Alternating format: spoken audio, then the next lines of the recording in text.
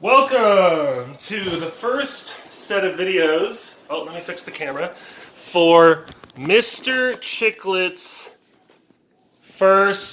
the first video is going to be Mr. Chicklet learns to play the oboe. This is my friend Madison Chick, and I'm going to be giving him a basic oboe lesson. Now, we have the reed out first because I don't know if you've ever seen oboe or bassoon players. They like to keep these things in their mouth pretty much whenever they're not playing. So I'm going to go ahead and have you get used to having that in your mouth. Now, you're already kind of instinctively going to the case, and you're doing a good job of having the case set up so the latches are facing up. So when you open the case, oh good, the instrument didn't fall, good. So we'll move the towel out of the way, and we're going to kind of try to turn it so the camera can see. Now, we're going to first take the bell, which is the bottom piece, and now we're going to grab the middle joint. Don't worry, Ryan, my names they'll fix it themselves as they go. And we're going to take where the cork lining is, and we're going to twist it and carefully get it to line up so this bridge fits underneath. And if you press the button, then it fits under there. And then you twist it, slowly, so that little bridge fits into it. Okay, good. And now we're going to take out the upper joint. And same thing, take the side that has the cork, carefully line it up to fit into this bridge right there. Oh, let's try it again. Carefully. Good, perfect. Okay, we can set the case down now.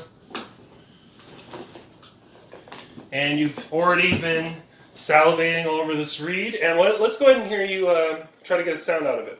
You're going to... Very good. He's vibrating both lips. About half to 3/4 down on the reed. And that's exactly the sound we're going for. It's nice sustained pitch. You must have some experience. Did you play alto in elementary school?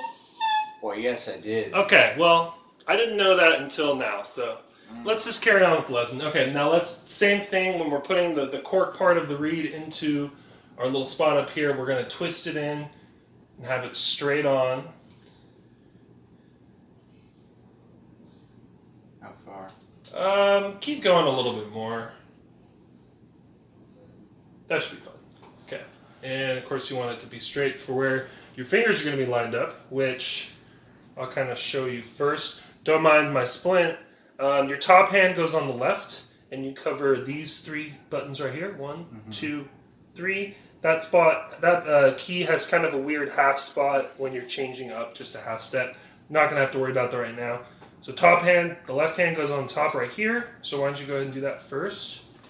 Here, pointer here, pointer there, 1, 2, 3, and then the bottom hand, 1, 2, 3, just Pinkies. like that. Yep. Pinkies, for the song that we're going to be learning today, we don't have to worry about it.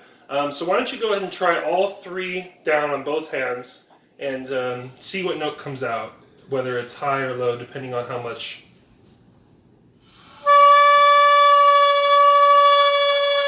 Good, good. Now try to tighten your embouchure a little bit more and have a smaller like stream of air to see your lips. You want to tighten your lips, and like if you were going to try to play a higher note. Okay. Try that out. Oh well. That's okay. That's okay. It's like starting to squeak in there. Good. And that one's starting to come through too. It's a lot more air, and like not as much of your air is going into the instrument. That's what it seems like. With the double reeds, more resistance. Okay, so for Mary Had a Little Lamb, I actually want you... So you could think of that as one of the notes, because it's only 3 notes in Mary Had a Little Lamb. So you're going to start on the 3rd scale degree. So you would be lifting up these 2 fingers and just starting on that one. So let me hear these ones and down. keep those ones down. What note would this be? I think this would be... Well, let's hear it. Let's just go by sound. I'm still learning the note names.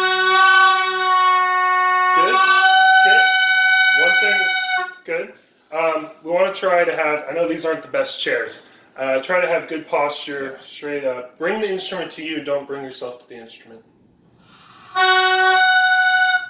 You could go in either, whatever, if you feel more comfortable in the lower register, we could do that too. I know it's probably going to come out in coming through both ways sometimes. Okay, now come down to the next, like, add another finger and, like, try to... Right here? Yeah, and try to go between both of them. Good. Don't move to the next note until you feel like you've centered the sound and you're happy with it. And then carefully go to the next note. Try that.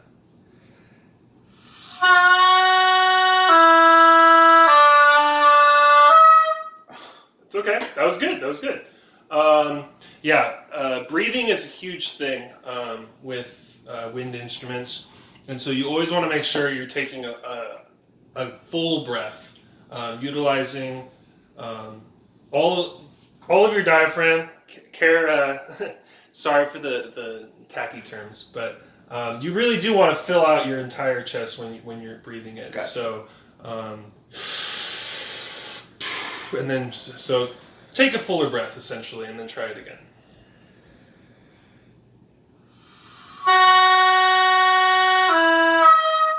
It's okay. It's okay. It's okay. Maybe just relax a little bit more. Try not to be so tense.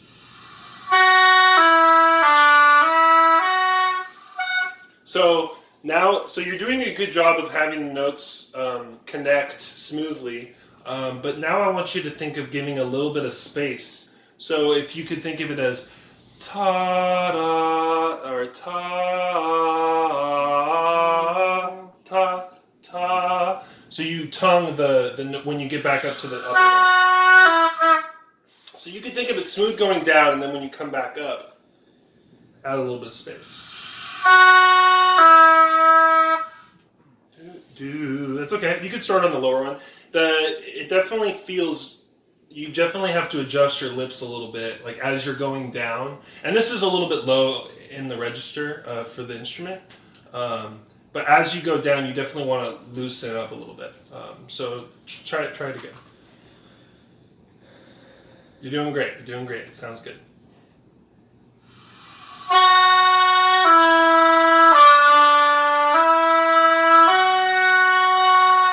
Good. And don't be afraid to breathe too. You can breathe and like pause and then come back in. And then the next note would be with 2 fingers down. Ta. It's okay. Try to hear it in your head and then... That's okay.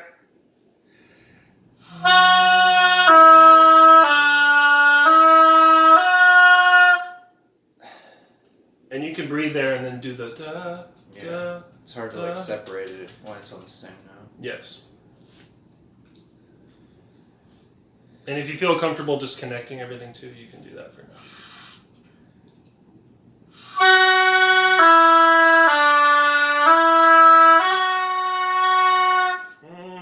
Okay, now start on the next note down. With both fingers. Da.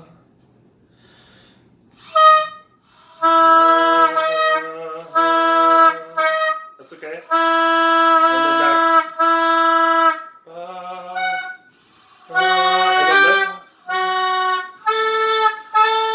We hadn't even talked about that. Good. Okay, let's keep going. We don't have to do this. There's just so much air. It's okay. It's okay. We gotta breathe. We'll do breathing exercises next time.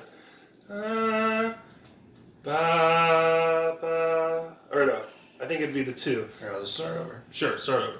Good idea. Am I supposed to like have my thumb resting like that? Yep, the thumb rest stays right there, just like that. It'll feel a little funky at first. But...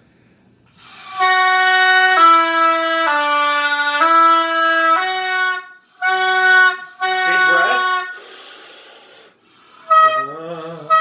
That's okay. It's okay. Just loosen up a little bit. That's okay. It's coming through, and that other note that's sounding is just another partial. You could also try playing it up an octave if that feels better. No, it's just hard to keep it like consistent. Right, having that like Keep having that consistent vibration. yes, it definitely feels different than a single reeded instrument Mhm. would feel. Much harder to have sustain. Yeah.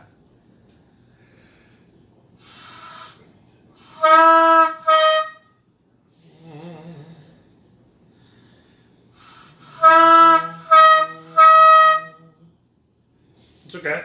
See if the next note up feels better.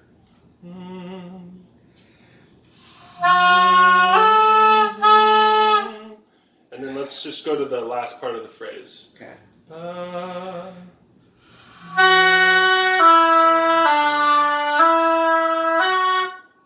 That's the best you've done that so far. Keep going.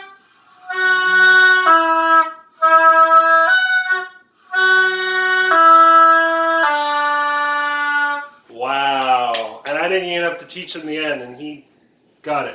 So, That's hard. we talked about the relevance and the importance of kneading your, like, I think as the reed probably got more moist, it was easier and you felt like you had a little bit more control. I don't know how double reeds usually work, but yeah, just Right. moistening it up. But having it moist, definitely, the notes were coming through much clearer. Just getting used to the fingerings, a lot of them feel the same. And you can see as soon as you start having to press down like that part of this key instead of the part with the hole on it and all the extra doodly bobs, it's definitely a tough one to get into. Does that change the sound? It changes to a half step. Okay. Because the holes are letting out air. Yeah. You always want to make sure that you're using the fingertips. If we were going to get really technical, you were having the flying finger business happen where when you lift your finger, you throw it way up there, which is totally normal in the beginning. So if you kind of keep it a little bit more over the keys, it'll be easier for you to move when things get harder. Do your keys usually rest on the keys, or do they stay up? I think you could just have it off, or you can have it resting there, whatever feels comfortable at first.